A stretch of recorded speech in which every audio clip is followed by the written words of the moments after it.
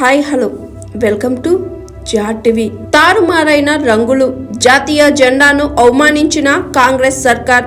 CM Revanth Reddy నేతృత్వంలోని కాంగ్రెస్ ప్రభుత్వం రాజ్యాంగ నిర్మాత అంబేద్కర్తో పాటు జాతీయ జెండాను అవమానిస్తుంది.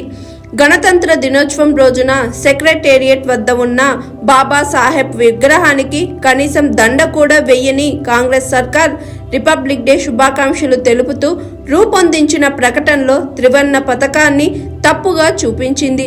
జాతీయ జెండాలో పైన ఉండాల్సిన కాషాయ రంగును కిందకు, ఆకుపచ్చ రంగును పైకు, మధ్యలో తెలుపు రంగుతో ఉన్న జెండాను ప్రచురించింది.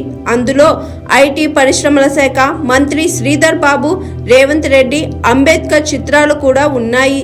తెలంగాణ ప్రజలందరికీ గణతంత్ర దినోత్సవ శుభాకాంక్షలు అంటూ దీనిని ఐటీ శాఖ ఆధ్వర్యంలోని తెలంగాణ డిజిటల్ మీడియా వింగ్ తన ఎక్స్ ఖాతాలో పోస్ట్ చేసింది. దీనిపై సర్వత్రా విమర్శలు వ్యక్తమవ్వడంతో ఆ పోస్టును తొలగించింది.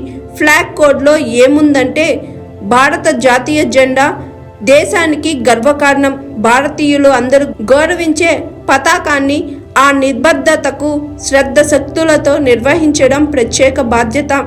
జాతీయ దినోత్సవాలు, ప్రభుత్వ వేడుకల్లో జాతీయ జెండాను ఎగరవేస్తారు. అయితే జాతీయ జెండాను ఉపయోగించే సందర్భాల్లో పాటించే పద్ధతిలో జరిగే పొరపాట్లు, తప్పులు, ఉల్లంఘనకు సంబంధించిన వార్తలు తరచుగా చూస్తుంటాం.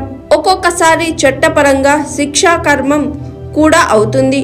అందువల్ల జెండా వందనం సందర్భంలో చేయవలసిన, చేయకూడని విషయాలను ఎప్పుడూ గుర్తుంచుకోవాలి. జాతీయ జెండాను ఎగరవేయడానికి సంబంధించి 2002లో కేంద్ర ప్రభుత్వం గెజెట్ను సూచించింది.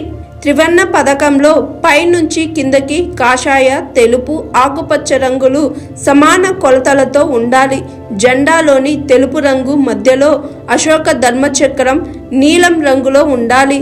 జెండాపై ఎలాంటి రాతలు, సంతకాలు, ప్రింటింగ్లు ఉండకూడదు. Hi, this is Swathi.